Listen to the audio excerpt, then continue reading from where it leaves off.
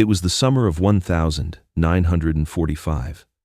The war in Europe had ended, but the horrors of the Holocaust still weighed heavily on the hearts of those who had survived it. As the Allied forces liberated the concentration camps, something unimaginable occurred. The very Nazis who had enforced the terror and violence were now in the hands of their victims. But what happened next is not well known. Many of the survivors, pushed beyond their breaking points, took justice into their own hands. What followed was a brutal wave of revenge, one that history often overlooks. On this day, the victims of unimaginable horror became the avengers of their own fate. The story begins in the spring of 1945, when Allied forces, including the U.S. Army and Soviet Red Army, began their final push into Nazi-occupied territory. The concentration camps were liberated one by one, but the survivors of these camps faced a new, unexpected terror. The soldiers who had once been their tormentors were now captives, vulnerable and weak, just as their victims had been. For the soldiers who had served in these camps, the realization that they were no longer invincible would come too late. As the horrors of their actions came into focus, the survivors saw a moment for retribution. They took matters into their own hands, leading to a violent uprising that would shake Europe to its core. This is the untold story of how the captives became the executioners, and how justice, no matter how cruel, became the final judgment. As the Allied forces pushed deeper into Nazi territory, the sheer scale of the devastation left in the wake of the Nazi regime began to reveal itself. The concentration camps were a nightmare beyond imagination. Men, women, and children starved, tortured, and subjected to horrific experiments. For many of the survivors, the world had been reduced to one thing: survival. But the liberators did not come with a guarantee of safety. They brought justice, but they also brought the bitter memory of war. In the wake of the liberation of camps like Auschwitz, Dachau, and Buchenwald, the surviving prisoners faced a difficult decision. Some, traumatized beyond belief, struggled to reconcile the idea of vengeance with the idea of healing. Others, filled with a burning desire for revenge, could think of nothing but making the Nazis pay for what they had done. The question arose: should they leave it to the Allies to deliver judgment, or should they take matters into their own hands? Many survivors, desperate to feel the power they had been denied for so long, chose the latter. Those who had once been powerless now became the ones in control. They seized this moment, and it was not out of cruelty but a need to see justice done in their own way. The Nazis, now prisoners themselves, faced the wrath of those they had once terrorized. Amid this volatile environment, small pockets of resistance movements found their voice, driven by vengeance and the desire to end the reign of terror that had gripped Europe for years. It was a chaos that had little organization but much emotion. The prisoners turned avengers acted as both judge and executioner, showing no mercy.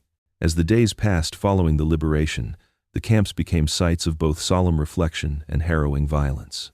Survivors, no longer prisoners but not yet fully free, grappled with the overwhelming weight of their experiences. In the chaos of their new freedom, they faced a choice: revenge or reconciliation. Many chose the former. The turning point came when a group of former inmates, led by a man whose family had been wiped out in Auschwitz, took matters into their own hands. Armed with whatever they could scavenge, makeshift weapons, clubs, even stolen rifles, they stormed the prison holding the Nazi soldiers who had overseen their suffering. It was no longer about law or order. It was about making the men who had inflicted unimaginable pain feel the same fear they had. The execution of Nazi guards was not swift. It was slow and agonizing, often prolonged, much like the suffering these men had caused. Some survivors, driven by rage, forced the guards to endure similar torment, stripping them of their dignity and humanity. These acts, although brutal, were seen by many of the survivors as a necessary evil, a reflection of the deep psychological wounds they had suffered. The violence was not just physical but deeply emotional, years of torment unleashed in a matter of moments. There was a profound emotional cost. These survivors, who had once been victims, now carried the burden of their actions. The weight of vengeance, even when just, did not lift the scars of the past. For some, the revenge offered only a fleeting sense of justice, while others were haunted by the violence they had committed. In the end, the killing of Nazi soldiers was not only a statement of survival, it was a reflection of the human condition pushed to its limits. The irony was sharp. In seeking to stop the Nazis' reign of terror, many survivors found themselves drawn into a cycle of violence that would scar their souls. By the end of 1945, the liberation of the camps had left Europe in a fragile state. The Allies had won the war, but the victory felt hollow for many survivors who were now grappling with the aftermath of their own decisions.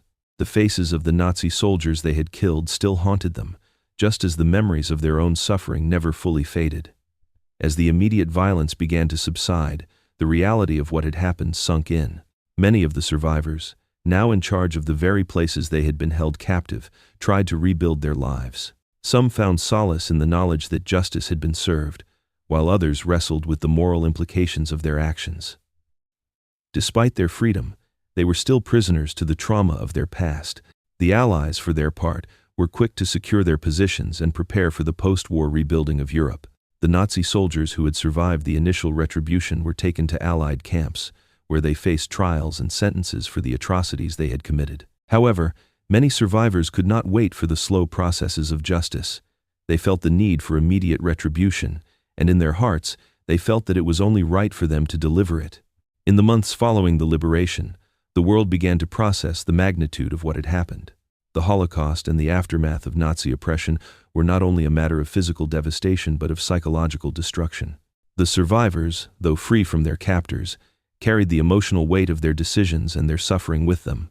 They were now free, but it was a freedom tinged with guilt, anger, and sorrow. The legacy of the survivors' actions following the Holocaust remains a complex and multifaceted chapter in history. What they did was both an act of justice and a tragic reflection of the trauma they endured. For many, the decisions made in those chaotic moments after liberation were a form of catharsis, an attempt to reclaim the power that had been stripped from them for so long. But as time passed, the emotional toll of taking revenge weighed heavily on many of those involved. The post-war world would never fully comprehend the psychological scars left by the camps. For the survivors, the battle was not only fought on the front lines of Europe, but within their own minds. They had lived through hell, and now they had become the ones to pass judgment. Yet, there was no real peace to be found in their actions, only a fleeting sense of justice. In the years that followed, as the world rebuilt itself and began to reckon with the horrors of the Holocaust, survivors struggled to reconcile the brutal retribution they had delivered with their hopes for healing. Many found that revenge did not bring them the peace they had expected. It was, for many, a hollow victory. Today, the story of the survivors' revenge is remembered not just for the bloodshed, but for the moral and emotional complexity it represents. It serves as a painful reminder of the devastating toll of war, both on those who fought and those who were forced to endure it. The survivors are now honored as heroes for their strength, but their sacrifices continue to remind us of the true cost of violence and vengeance. The Holocaust's impact is still felt today, with memorials and museums preserving the stories of those who survived, the men and women who fought back against unimaginable evil, and the brutal choices they were forced to make. Their legacy serves as a lesson in both the horrors of war and the resilience of the human spirit. In the end, it is not the revenge that defines their history, but their endurance, their survival, and their determination to never let the world forget what happened.